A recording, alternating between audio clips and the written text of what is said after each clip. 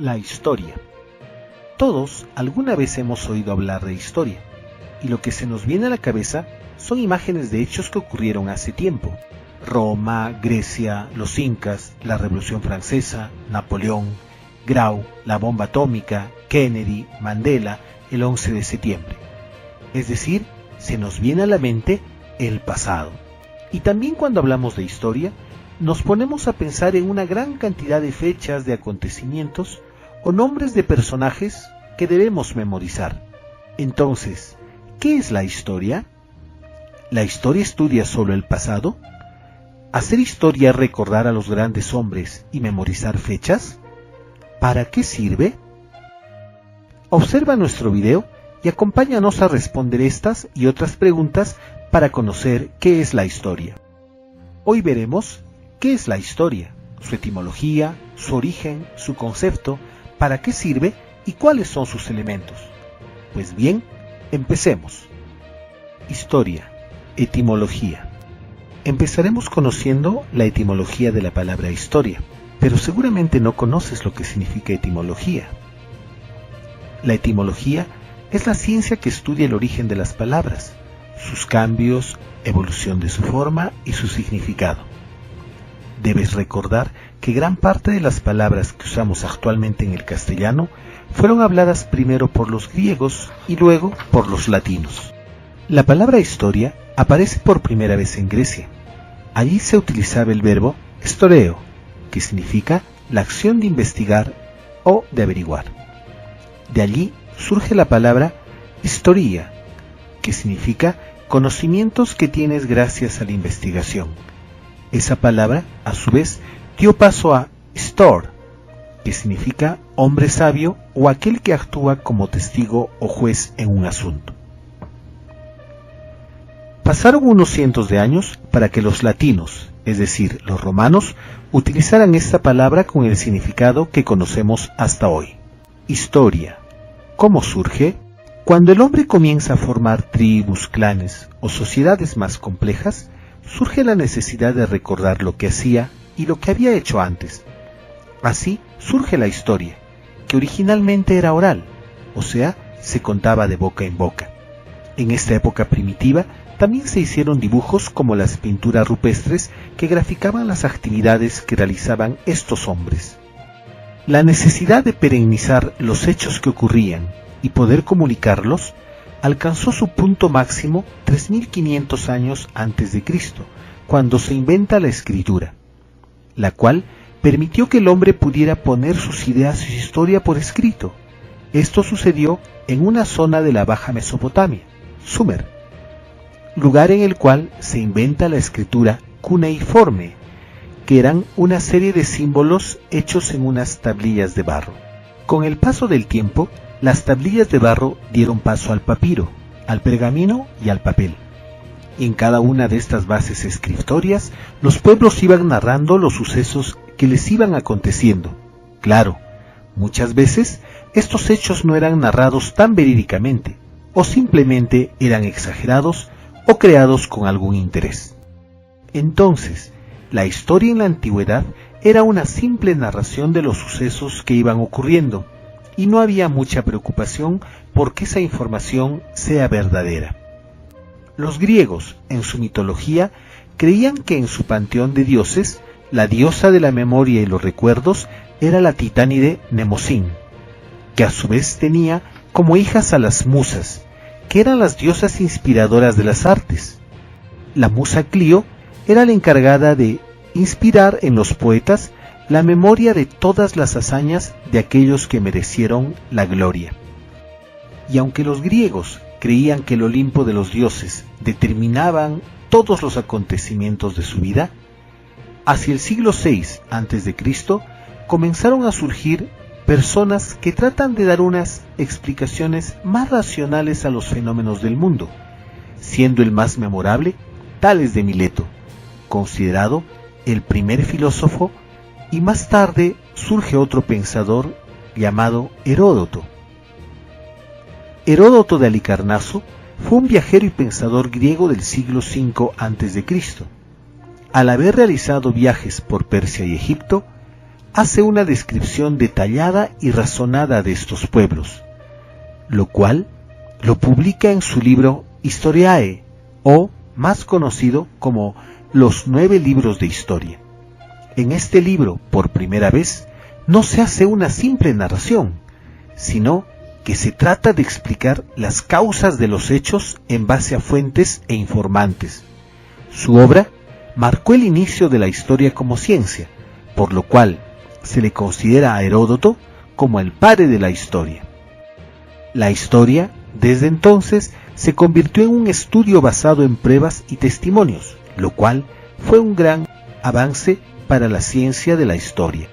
Pero en el siglo XIX, 1800, la historia se había convertido en una simple narración de los hechos del pasado, donde se priorizaba el estudio de grandes acontecimientos, guerras, batallas y gestas. Y los protagonistas solamente eran los héroes, reyes o presidentes, dejando de lado al resto de la sociedad. A ello se sumaba que la historia se centraba en el estudio de Europa, como si el resto del mundo no existiera.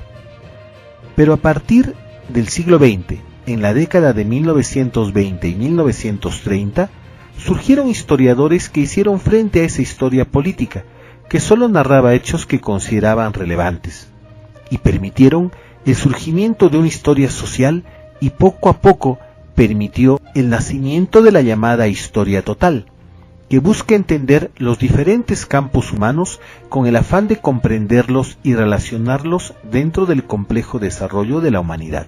La historia en la actualidad. La historia actual surge como una necesidad de hacer un estudio real del hombre y su devenir histórico, y entre otras características tiene las siguientes. La historia se puede hacer no solamente con documentos escritos, sino también con todas aquellas evidencias o pruebas que dan testimonio de la humanidad. O sea, la historia hace uso de una serie de fuentes, orales, materiales, escritas o audiovisuales. La historia es social, no es individual. La biografía estudia la vida de un personaje, pero la historia debe estudiar al hombre en sociedad, ya que el devenir histórico siempre se ha dado dentro de un grupo social. La historia nos permite conocer la memoria colectiva de los pueblos y de esta manera permitir que cada quien valore su identidad. Historia, concepto. De pensar que la historia era la narración de los hechos del pasado, con el tiempo hemos llegado a muchos conceptos, cada cual seguramente válido. Nosotros, en base a todo lo que hemos afirmado anteriormente, tomaremos el siguiente concepto. La historia es la ciencia del devenir de los hombres en el tiempo. Historia, ¿para qué sirve? Tendríamos que preguntarnos, ¿qué sentido tiene estudiar el pasado? ¿De qué nos sirve analizar hechos que ya ocurrieron? Pareciera una tarea inútil. Bueno, pues no lo es. La historia, como dijimos hace un rato, no es el estudio solo del pasado, sino que incluye el devenir de la humanidad. Por ello, la historia nos sirve para estudiar el pasado y de esa forma comprender el presente y poder proyectarnos hacia el futuro. Esto quiere decir que al estudiar los hechos que se sucedieron en el pasado, podemos darnos cuenta de la realidad presente, encontrar las causas que originaron nuestra actualidad y a la vez podemos prever o proyectar las cosas que pueden ocurrir en el futuro. Por ejemplo, en la década de 1920 y 1930 surgieron nacionalismos y racismos exacerbados que incitaron a que años más tarde se produjera la Segunda Guerra Mundial con todas las muertes consecuentes. Hoy, que lastimosamente pervive el racismo y la discriminación, hay manifestaciones de violencia que podrían ser mucho mayores en un futuro. Otro ejemplo, en 1879, el Perú se enfrenta a Chile en la Guerra del Salitre o Guerra del Pacífico, y la perdimos porque la desunión de nuestro país, sumado a la corrupción de la clase dirigente, impidió una buena organización.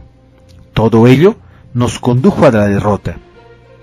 Hoy, muchos de nuestros problemas se dan porque no hay unión entre la población, existen muchos conflictos sociales porque las necesidades del pueblo no son satisfechas, y ello provoca una gran pobreza en parte de la población, la cual se agrava al continuar existiendo en la clase política una gran corrupción. Si eso continúa, en el futuro seguramente nuestro país no podrá alcanzar un buen desarrollo.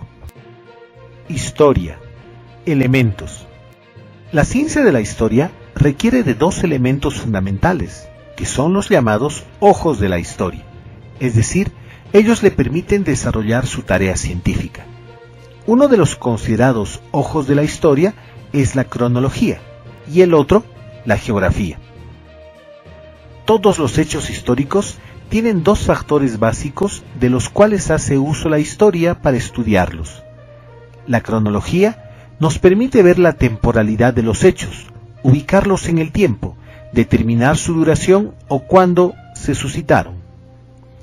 El otro elemento de la historia es la geografía, la cual nos permite determinar la localización o ubicación donde se produce un hecho histórico, es decir, nos permite saber el lugar donde la historia se sucede. En otras palabras, la historia tiene como elementos el tiempo y el espacio. Historia, objeto de estudio.